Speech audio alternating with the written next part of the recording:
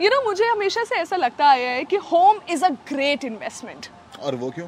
Because हम stocks, bonds, mutual funds इनमें रह तो नहीं सकते ना। Very funny. लेकिन हाँ, ये बात तो है कि ये सारे जो सवाल आपके मन में चलते रहते हैं कि घर कैसे खरीदें, क्या करें, इन सारे सवालों का जवाब देने के लिए जो शो आपको चाहिए वो हम लेकर आ चुके हैं। यस, नाम है प्राइम लोकेशन। मेरा नाम है वैभव और साथ में है सोना। प्राइम लोकेशन ये एक ऐसा शो है जहां पर आपको कमर्शियल और रेजिडेंशियल प्रॉपर्टी से जुड़े कई सारे सोल्यूशन मिलने वाले हैं। कहां बेचे, कैसे बेचे, कहां खरीदे, क्या खरीदे और कैसे खरीदे, इन सब के एक्सपर्ट जवाब। एंड साथ ही आपका वो सवाल कि आखिरकार रियल एस्टेट के अंदर इन्वेस्ट कहां करें और कैसे करें। मोरओवर आज के शो में क्या क्या होने वाला है, देखिए, आज सबसे पहले हम जानेंगे इस वायरल सवाल का जवाब कि आखिरकार ये टाइटल क्लियरेंस क्या होता है। और इसका जवाब देने के लिए हमारे आज के एक्सपर्ट होंगे मिस्टर मयंक अग्रवाल, जो कि एक सोशल मीडिया इन्फ्लुएंसर भी है। मोरओवर हम ये भी अपनी रियल एस्टेट की डिक्शनरी से ढूंढ के निकालने वाले हैं that what exactly FSI is. और साथ ही आज हम अंडर कंस्ट्रक्शन प्रॉपर्टी से रिलेटेड एक मिथ को भी यहाँ पर बस्ट करने वाले हैं। आगे जाते जाते हम ये जानेंगे कि आपकी प्रॉपर्टी लोन का परफेक्ट EMI फिगर क्या होना चाहिए जिसकी वजह से आपका फ्यूचर सिक्योर रहे।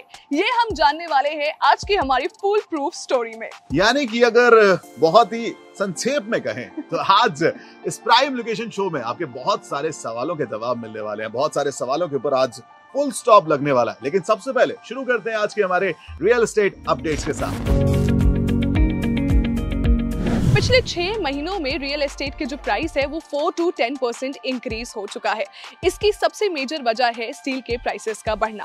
साथ ही साथ गवर्नमेंट ने इसे कंट्रोल करने के लिए स्टील एक्सपोर्ट ड्यूटी बढ़ा दी है ताकि रियल एस्टेट जितने भी डेवलपर्स है वो कंस्ट्रक्शन के रेट को नीचे ला सके। वही अगर दूसरी अपडेट की बात करें तो city and industrial development corporation को SBI ने 5,000 करोड़ का लाइन ऑफ क्रेडिट दिया है, जिससे वो नवी मुंबई में बन रहे प्रधानमंत्री आवास योजना के 1.12 लाख के मेगा प्रोजेक्ट को टाइम से खत्म कर सके। जी हाँ, लाइन ऑफ क्रेडिट एक ऐसा अकाउंट जिसमें आप पर्टिकुलर अमाउंट तक का मनी कभी भी बोरो कर सकते हैं। अगर मैं अगली अपडेट की बात करूं तो most affordable in terms of renting against buying and distance from the centre of city के बेसिस पर हुए सर्वे में बेंगलुरु ने टॉप किया है, followed by Indore, Rajkot, Vadodara and Kolkata. तो ये थे आज के हमारे रियल एस्टेट अपडेट्स। वैभव, अक्सर हमारे मन में कई सारे ऐसे सवाल होते हैं जिसका हमें बिल्कुल अंदाजा ही नहीं होता।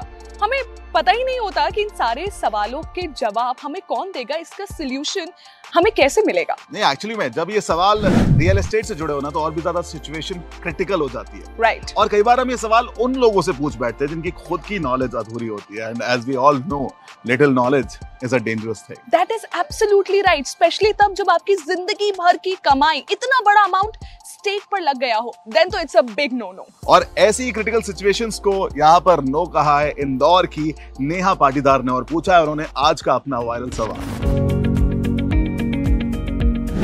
हाय, मेरा नाम नेहा है। एक्चुअली रिसेंटली हमारी फैमिली एक घर लेने का सोच रही थी, तो हम लोग थोड़ा थोड़ा अपने एंड पर रिसर्च कर रहे थे। एंड रिसर्च करते वक्त मुझे ये पता चला कि टाइटल क्लियरेंस होना बहुत ज़रूरी है। लेकिन टाइटल क्लियरेंस होता क्या है एंड ये प्रॉपर्टी को कैसे इम्पैक्ट करता है? टाइटल क्लियरेंस बहुत इंटरेस्टिंग सवाल बाय द वे नेहा ने पूछा है और इसका जवाब देने के लिए आज के हमारे एक्सपर्ट मयंक अग्रवाल सर है हमारे साथ। यस, एंड मैं आपको बताना चाहूंगा मिस्टर अग्रवाल के बारे में। He is an social media influencer, real estate sector में 10 साल का एक्सपीरियंस लेकर आते हैं। एंड सबसे बड़ी चीज, ये अपने व्यूअर्स के थ्रू जुड़ते हैं सोशल मीडिया के थ्रू एंड वहां पर रियल एस्टेट से जुड़े सवालों के आंसर भी करते हैं। तो सर, सबसे पहले मैं चाहूंगा कि जो नेहा ने सवाल पूछा है कि टाइटल क्लियरेंस क्या होता है, तो इसके थोड़ा सा आप ब्रीफली डिस्क्राइब करें। ग्रेट। टाइटल सर्टिफिकेट बहुत ही ज्यादा जरूरी है, राइट?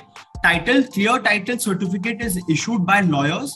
इसमें क्या होता है टाइटल सर्टिफिकेट में? मान लीजिए आपने कोई प्रॉपर्टी देखी या कोई जमीन देखी, आपको कैसे पता उस जमीन के ऊपर किसी और का हक या क्लेम नहीं है, राइट? हम क्या करते हैं, बेसिकली रेवेन्यू डिपार्टमेंट में इसका पूरा रिकॉर्ड होता है।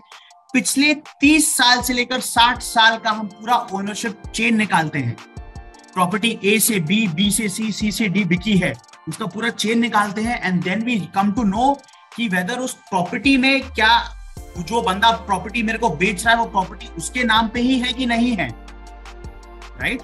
क्या उस प्रॉपर्टी पे कोई इनकम्बरेंस है कि नहीं, किसी और का हक है कि नहीं। तो वो हमको रेवेन्यू रिकॉर्ड से मिलता है, पूरी डिटेल्स मिलती हैं उसकी पिछले 30 से 60 साल की। एंड फिर वो हमें उसके बाद एक पब्लिक नोटिस भी हमें इशू करना पड़ता है 14 से 15 दिन का न्यूज़पेपर में, that we are buying this particular property, this particular land. अगर किसी को ऑब्जेक्शन है तो प्लीज कांटेक्ट करें हमें, so we come to know कि ये प्रॉपर्टी क्लीन है कि नहीं। आपको एक लोकल एडवोकेट के पास जाना पड़ेगा जो टेक्निकली आपके तालुका का हो, who can go to the collector's office, या मान लीजिए आप रूरल एरिया में रहते हो, वहां तलाठी के ऑफिस में जाके उनसे पूरा ओनरशिप प्रूफ निकालें। उनके पास म्यूटेशन एंट्रीज होती है, एक पेपर वर्क रहता है बेसिकली। मान लीजिए मैंने आपको प्रॉपर्टी बेची है, राइट, तो उनके पास रिकॉर्ड होगा कि 10 साल पहले मयंक ने वैभव को प्रॉपर्टी बेची है, फिर आपने किसी और को प्रॉपर्टी बेची है 2 साल पहले, उसका भी रिकॉर्ड रहेगा। तो वो फ्लो आपको वहां जाके वो क्रॉस वेरीफाई करना होता है प्रॉपर्टी का। I think this is a great piece of information, Mayank sir. So thank you so much for that. Moreover, बड़े बुजुर्ग मुझे लगता है इसीलिए कह के गए हैं that knowledge is power. And I hope अब नेहा और उनकी जो फैमिली है वो घर खरीदने की इस जर्नी में और ज्यादा पावरफुल फील कर रहे होंगे। Indeed, सिर्फ नेहा ही नहीं, बाकी जितने भी हमारे व्यूअर्स हैं वो भी हर एपिसोड के साथ प्राइम लोकेशन के अपने आप को पावरफुल फील करा रहे होंगे। चलिए, तो इसी में थोड़ा सा आगे बढ़ना चाहूंगा, और अगर आपका कोई सवाल है तो आप भी इस शो में पूछ सकते हैं, हमें व्हाट्सएप कर सकते हैं अपने वायरल सवाल को। व्हाट्सएप का नंबर है 9506-104-104। आपके वायरल सवाल के जवाब आपको मिलेंगे यहाँ पर एक्सपर्ट्स के थ्रू। यार सोना, ये तुझे पता है एफएसआई क्या होता है? एफएसआई? यस, एफएसआई पता है ना। फर्स्ट, एफ मतलब फर्स्ट, एस मतलब सेकंड, आई मतलब आई थिंक। बस एक काम करते हैं यहाँ पर ना वैसे भी किसी गलत जवाब की कोई भी गुंजाइश नहीं है, इसीलिए हम लेकर आते हैं आपके साथ रियल एस्टेट की हमारी खास डिक्शनरी। तो आई गेस वहीं देखते हैं। I guess let's open this real estate की special dictionary. So according to our dictionary, जहां पर FSI का फुल फॉर्म है फ्लोर स्पेस इंडेक्स, बहुत ही सरल भाषा में कहा जाए तो FSI वो मैक्सिमम परमिसिबल एरिया है जो एक बिल्डर अपने प्लॉट साइज पर कंस्ट्रक्ट कर सकता है। In short, FSI is the ratio of building floor covered area to area available on land, जो कि हर शहर के एडमिनिस्ट्रेशन के हिसाब से वैरी करता है। अब समझिए कि 1000 स्क्वायर फीट का आपके पास प्लॉट है और आपकी सिटी का जो FSI है वो 2 है। सो इस केस में FSI is equal to area of floors by total plot area. जब आप इस इक्वेशन को सॉल्व करेंगे तो आपको समझ में आएगा कि 2000 square feet area of floors आप अपने पूरे टोटल प्लॉट ऑफ एरिया में बना सकते हैं। यानी कि 1000 स्क्वायर फीट के 2 फ्लोर्स बना सकते हैं आप, या आप 500 स्क्वायर फीट के टोटल 4 फ्लोर्स बना सकते हैं। पर ये कंस्ट्रक्शन आप बिना अपने म्युनिसिपल कॉर्पोरेशन के दूसरे रूल्स को अफेक्ट किए, जैसे minimum plot extent area, front, back, side and rear setback, parking space etcetera कर सकते हैं। देखिए, रियल एस्टेट सेक्टर के अंदर ना बहुत सारे मिथ्स होते हैं जिसकी वजह से लोग अपने बाइंग, सेलिंग, इन्वेस्टिंग के जो फैसले होते हैं वो नहीं ले पाते, और कभी कभी जब वो फैसले ले भी लेते हैं ना तो वो गलत साबित हो जाते हैं। अब ये ऐसी कुछ छोटी गलतियां होती है, लेकिन कुछ बड़ी बड़ी गलतियां भी होती है, एंड हम नहीं चाहते कि आपके कोई भी फैसले यहाँ पर गलत हो। इसीलिए हम आपके लिए इस प्राइम लोकेशन शो में लेकर आए हैं मिथ बस्टर। देखिए, अक्सर आपने लोगों को कहते हुए सुना होगा, सजेशन देते हुए सुना होगा कि अगर आप प्रॉपर्टी खरीदते हैं तो आपको अंडर कंस्ट्रक्टेड प्रॉपर्टी के लिए जाना चाहिए, क्योंकि वो ready to move in property से सस्ती पड़ती है। ऐसे में क्या होता है ना कि अंडर कंस्ट्रक्शन प्रॉपर्टीज अनडाउटेडली बाहर से देखने में तो सस्ती होती है, लेकिन ready to move in properties आपके लिए वैल्यू फॉर मनी साबित हो सकती है। अब आप पूछेंगे, सोना ये कैसे? तो ये ऐसे कि अंडर कंस्ट्रक्शन प्रॉपर्टीज के साथ ना एक हमेशा रिस्क फैक्टर जुड़ा होता है, और ये हमेशा रहता है। राइट, आप हमेशा इस चीज का ख्याल जरूर रखिए कि जरूरी नहीं है कि आपने जो प्रॉपर्टी देखी हो अंडर कंस्ट्रक्टेड, वो कंस्ट्रक्ट होने के बाद भी वैसी ही लगे, क्योंकि कई बार बिल्डर्स आपको अमेनिटीज के वादे तो करते हैं, लेकिन जब आपको पोजीशन देते हैं तो उसमें शायद आपको 1 या फिर 2 ही अमेनिटीज मिले। एंड इस चीज का भी ख्याल रखिए कि जो आपकी पहले से ही ready to move in property होती है उसके अंदर आपको GST भी नहीं देना पड़ता। सो इन शॉर्ट अगर मैं बात करूं, instant gratification and peace of mind के लिए आपको हमेशा ready to move in properties choose करनी चाहिए। लेकिन इसके बाद भी अगर आप अंडर कंस्ट्रक्शन प्रॉपर्टीज को देखना चाहते हैं, विचारना चाहते हैं, तो किसी ट्रस्टेड बिल्डर के साथ ही जाइए। याद रखिए, बिल्डर के सारे फैक्ट चेक जरूर करिए। सुना तुझे याद है अपन वो लास्ट ईयर मेरे नेबर की वो हाउस वार्मिंग पार्टी में गए थे? हाँ। उसका घर ना सीज हो गया। क्यों? EMI नहीं दी इसलिए हो गया। एक सेकेंड, बट वो EMI नहीं दे सकता था तो उसने घर खरीदा क्यों? Good question. ऐसे सवाल का आंसर आपको भी जानना है तो चलिए चलते हैं हमारी फुल प्रूफ स्टोरी के अंदर। देखिए, जो आपका घर बनवाने के लिए आप ईएमआई लेते हैं, हाउस लोन लेते हैं, उसके लिए एक गोल्डन रूल होता है 30% का। यानी कि आपकी जो मंथली इनकम है उसका आप ईएमआई के लिए डेडिकेट कर सकते हैं मैक्सिमम 30%। अब ये जो गोल्डन रूल है ये मेरे पड़ोसी को नहीं पता था, मेरे नेबर को नहीं पता था। उसने क्या किया, अपना सपनों से भी बड़ा घर बनाने के लिए एक बड़ी सी ईएमआई कर ली।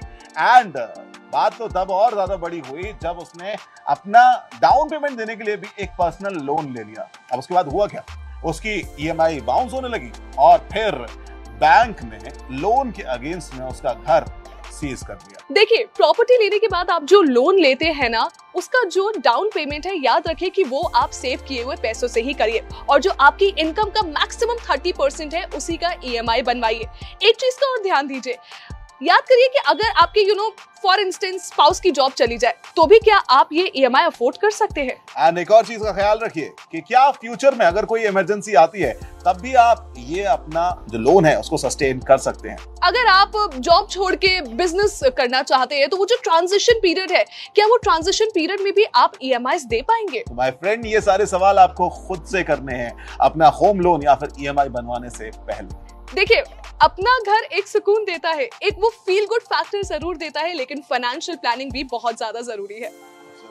ऑन दैट नोट, आज का हमारा शो प्राइम लोकेशन यहीं पर समाप्त होता है, एंड होता है। लेकिन हमें उम्मीद है कि आपके कई सारे सवाल जो आपके जहन में चल रहे होंगे, आज उनके ऊपर यहाँ पर एक फुल स्टॉप लगा होगा, आपको उनके जवाब मिले होंगे एंड ये जर्नी यूं ही आपकी स्मूथ हो जाए, आपके घर तक पहुंचेगी। एग्जैक्टली। साथ ही साथ प्राइम लोकेशन का अगर आपने लास्ट एपिसोड नहीं देखा है तो डिस्क्रिप्शन बॉक्स में लिंक है, प्लीज चेक इट आउट। और अपने सवाल हमें व्हाट्सएप करना मत भूलिएगा 9506104104। और इस एपिसोड को भी लाइक करें, शेयर करें, अपने दोस्तों तक पहुंचाएं एंड चैनल को सब्सक्राइब जरूर करना, क्योंकि सोना और वैभव आपको यही मिलेंगे हर बार एक नई कहानी के साथ, एक नए सवाल के साथ। तो देखते रहे प्राइम लोकेशन। मेरा नाम है वैभव, साथ में है सोना।